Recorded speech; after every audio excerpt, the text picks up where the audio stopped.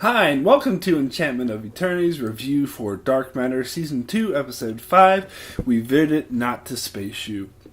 This video is a part of a series of videos where I review episodes of Dark Matter, so I'll have to give a spoiler warning for Dark Matter up to Season 2, Episode 5. If you haven't seen up to this point, you may not want to watch this video, otherwise some things may be spoiled for you. So this was a really fun episode. I had a good time with it, although there was nothing about this episode that was really groundbreaking, but I didn't really have any issues with it either.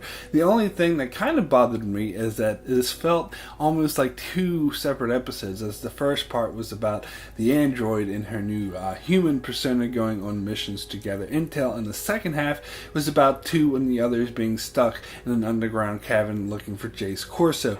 But I did like both episodes.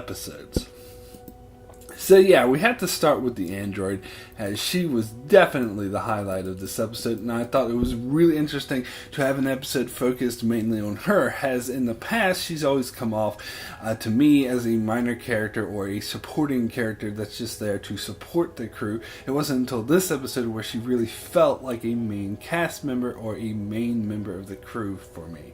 And of course, we got to see her, like we've never seen her before, as she took the upgrade that she got from the other androids in the previous episode, and I was really hoping that she would use it, as I really wanted to see what she'd be like. And of course, she's like a smart ass, to fit in with the rest of the crew. And I do think they could have spent more time on exploring how the crew reacted to this drastic character change, but for the most part, I love this storyline and thought it played out really well. The opening sequence where we see the android kicking ass at a bar was absolutely amazing, and one of the best ways to start an episode that I've seen on this show so far. However, when they went back to show the build up to it, it did go by a bit quicker than I would have liked, but it was still great. It was so funny to see the android try to get arrested by cops who clearly couldn't be bothered and really didn't want to arrest her. That was pretty funny. So the question is, will she stay in this new human persona? I kind of doubt it. She might stay this way for several episodes, but I do think she will eventually go back to her old self. Perhaps a bit changed by this experience, but I don't think the new android is here to stay, and frankly, I hope she isn't. Not that I don't like this new android, it's just that the change happened way too suddenly. I know it makes sense in the story, but if you look at it as the show, having a character go from such a massive change so suddenly would be really jarring. Although it's already, it's okay if this change is only temporary. So this episode was mainly focused on two and the others looking for Corso to kill him for revenge for killing one, and I love this storyline, as one was a major part of the crew in the first season.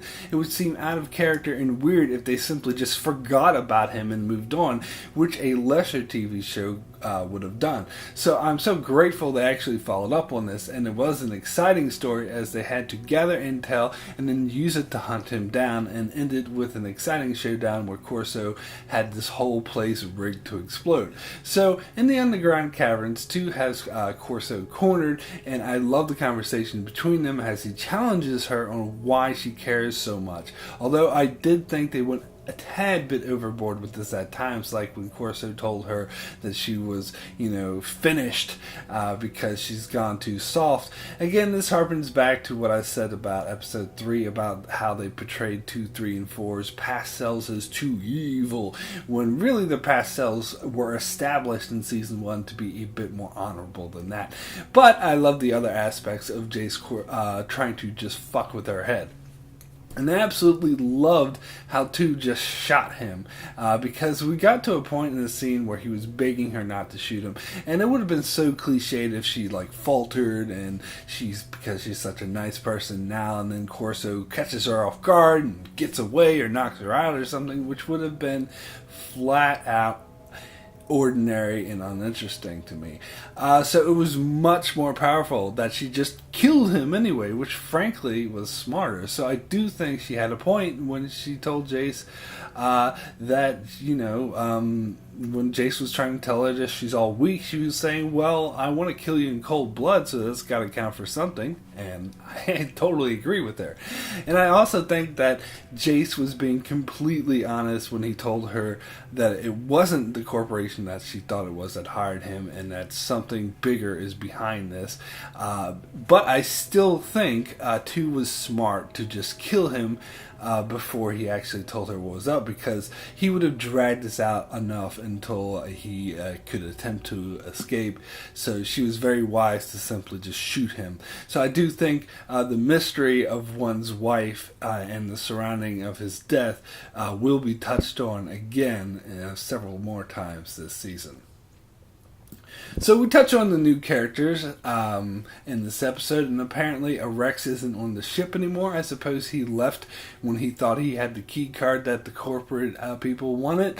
So apparently he's gone now, but Nyx is becoming a normal part of the crew as she convinced them to take her with them on the mission to kill Jace Corso. However, she displayed even more special abilities when she was able to predict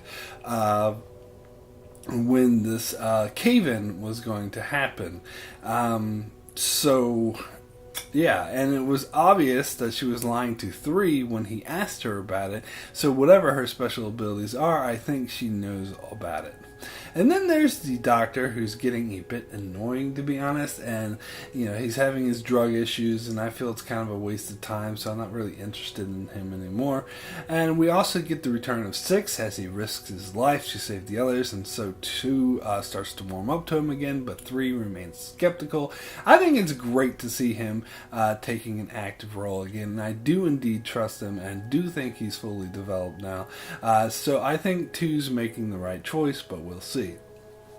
So we also get a new character with the Inspector, who's looking for the Raza, and I have a feeling that this isn't the last time we've seen him either, and that he will be a recurring character on a mission to track them down. He kind of seems like Tommy Lee Jones from The Fugitive, but it's obvious he has no knowledge of the conspiracies that surround the Raza crew. In fact, I do believe they kind of got to him when they told him about how corrupt the GA is, but I do suspect that we will see more of this character going forward as he continues to try to track down the crew of the Raza, although I also think that he might become suspicious of the corruption that they talked about and investigate that as well. Either way, I see a lot of good potential in this character.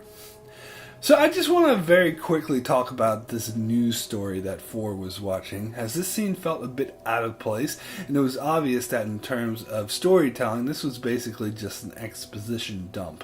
It was about a war between 2 worlds that was disrupting the flow of normal trade, in which the corporations seemed to be very much again and wanted to end. So this is likely the war that was referred to in the previous episode, and I'm sure there are wider implications for this war, and it has the potential to grow even bigger and affect things on a wider scale. But I'm sure they didn't just show us this scene for no reason. It will come into play one way or another eventually.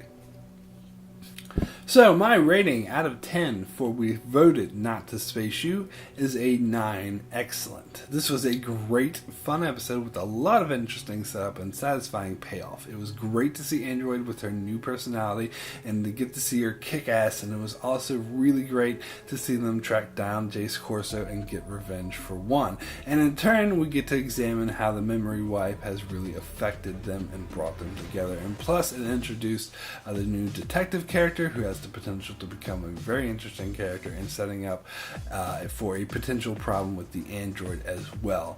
And also having a few moments of comedy that worked really well. So that's it for my review of We Voted Not to Space You. Be sure to check back here weekly as I continue to review episodes of Dark Matter. Also be sure to check out my channel for videos on many other shows like Game of Thrones, Star Trek, Mr. Robot, and more. And be sure to subscribe so you can keep up with all of that. Thanks a lot for watching.